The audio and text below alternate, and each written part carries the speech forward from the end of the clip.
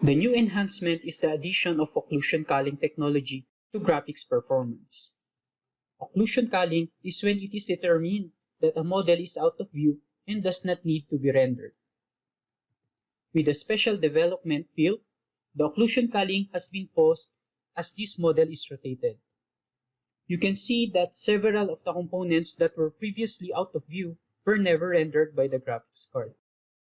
Occlusion culling has a much more significant impact on performance. The more components are asked to be rendered by the graphics card. So in this assembly, the gains may be marginal, but in much larger assemblies, the gains are much more impactful. Graphics performance in SOLIDWORKS 2021 continues to take advantage of your investment into your certified graphics card, delivering a much smoother and faster experience when working with complex and large assemblies.